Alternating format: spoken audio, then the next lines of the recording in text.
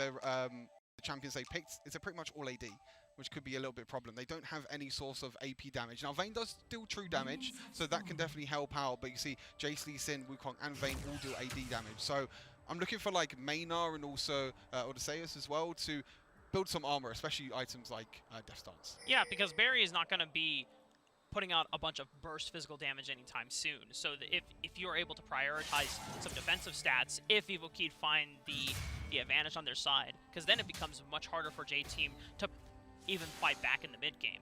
Now, going back to what we expect for J-Team, how they want to play this game. You already mentioned before, very strong top side of the map. This Jace Lee Sin, a deadly combo that we saw Rix get to a little bit of an early advantage, not able to snowball it completely well. J-Team, they have the potential to leverage that advantage this time. It's to his pleasure when he sees Lucian and Corey being played with Hullbreaker, but hold up, J-Team, this is exactly what we called for.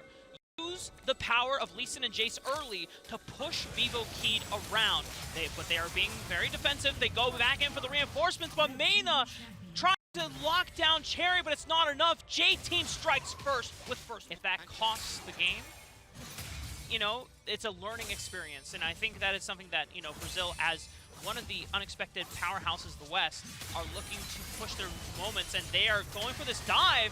It's a 3-on-2, or a 3-on-1 right now. Dawn just completely overwhelmed. Pan coming in, evens out the odds. Odysseus will go down in the efforts, but Vivo Kid, a great proactive. He does use a Rift Herald as well.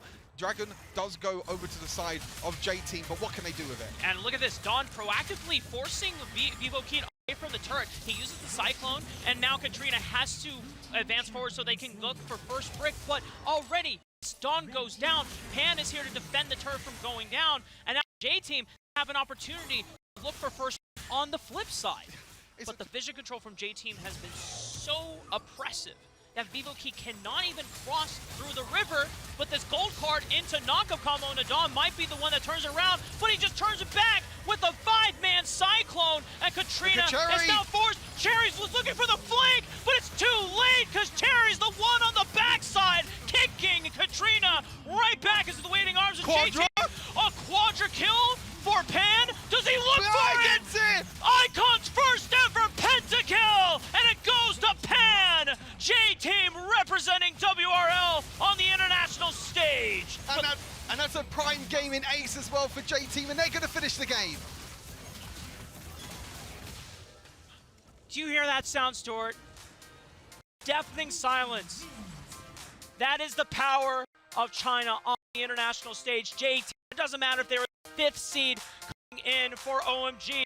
They still dominate here at Icon. Make a nigiri out of it, just put it on a bed of rice. Sounds nice, actually. Want to get some sushi afterwards? Yeah, let's go. All right. Well, Vivo Kid and J-Team still got a series to play out, so we can't be leaving anytime soon, and I definitely don't want to be leaving anytime soon, because after what J-Team demonstrated, I'll see if they can do it again, or Vivo Kid can rise to the occasion. Yeah, Vivo Kid have to be the ones that have to try and do something different this time, and they're just going to get engaged already at level 1. Level 1 exhaust already forced out. DY saying, yeah, you're a fish and you've got annoying poke, but I have all-in potential here, and it's already putting Vivo Kid on back. Well, and inside, but then Nami's here as well. Yeah, Mayna is here at least for the 2v3. Not 2v4 quite yet, but now Pan having the first rotation coming on up. Lord and Katrina are responding. But they're pulling the trigger. 3-man bubble from Mayna. Stall out as much time as they can. Odysseus hook shotting over, trying to get as much distance as they possible. First blood goes over to Pan and J-Team once again, but Vivo Kid are able to answer back. The adaptation has come through for Brazil. And with the Hullbreaker, so already this singed, it's a force you cannot disrespect, because if you ever get too close and you get flipped, and once in the poison, you're permanently slowed. Pan still actually doesn't have flash available, and he just goes down. Vivo Kid taking great advantage of this pick. It does use the control ward as well, which means that they'll be able to see the Rift Herald. They're pushing out as well. They actually have vision of that Rift Herald that far out from that ward. I don't even know if they have vision or, but Lord's going to try and go in anyway. It's a tidal wave. Yeah, it was difficult for Vivo Kid to walk in, but now the tidal wave gives them access now. Dawn with the Cyclone knocking up 3 members onto the backside. DY following up the hero's entrance. Vivo Kid are forced back. Dawn is able is traded back for Slash, though, and Lord looking for stragglers off of the back end. Cherry. But Cherry from out of nowhere, picking up Odysseus, was a little too low on the back end of that one. Vivo Keen find a 1 for 2. J picking up the Rift Herald as well. Wild Rift, if you see that singed, and if you run towards him and there's a little poison trail behind, it's not something you want to be dealing with. Katrina might get a little bit caught here. Well, 3-man might just be able to do it. You know, Katrina, you don't want to chase him, but if you just lock him down for long enough and you get the burst damage through, that is one way you deal with it. It's definitely one way you can deal with it. You know, make sure that Singe can't run around and be that nuisance that he loves to be. But again, Vivo Key, they didn't look to try and contest the Rift Herald, the Dragon, sorry. Instead, they tried to defend the mid lane tower. Pressure seeded over to J-Team. And that's the problem if you don't have that bot lane tower as well. It means that DY can even go through the enemy territory and be fine, but he could get caught out here though. Okay, they don't have Lord here, but Odysseus looking for the turnaround. Mana and the tidal wave finds a 2-man knockup. Pan locked down here, eventually bites the dust from Vivo Key, but they trade back on to Slash, a 1-for-1, still favoring J-Team with the positional advantage. Get off of the Rift Herald for now, because he knows that if you don't necessarily flip and give the easy steal over to Lord. He jumps over the pit.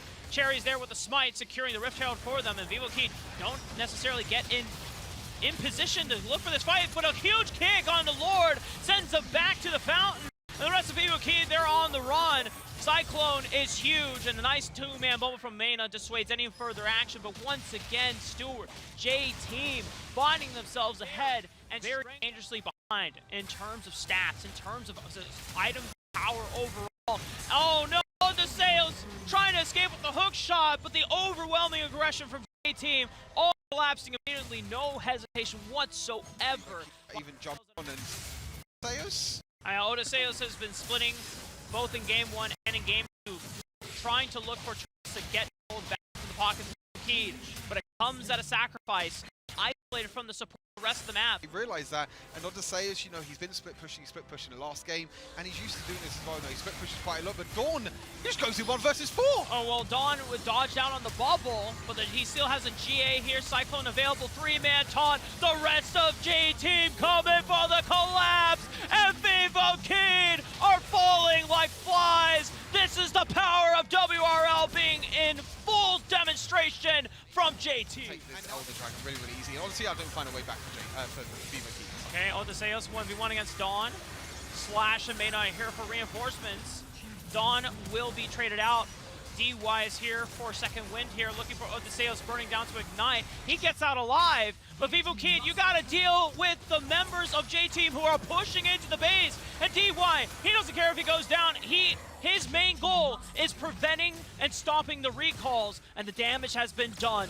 J-Team take 2 inhibitors. Yeah, Odysseus trying to go for the split push, and he's just getting caught over and over again. You know, he's trying to push so far, where J-Team are just like, okay, it's just a free kill at this point. But now, because Lord is down, they know that they can secure this Baron. And meanwhile, they can just get killed while they're taking Baron. Yeah, their goal here at this point is to make sure that Vivo Key don't get a chance to walk up and contest any of the main neutral objectives. They don't even need their help of the rest of the teammates. They're handling 1v1s and 1v2s all by themselves. Triple for Barry.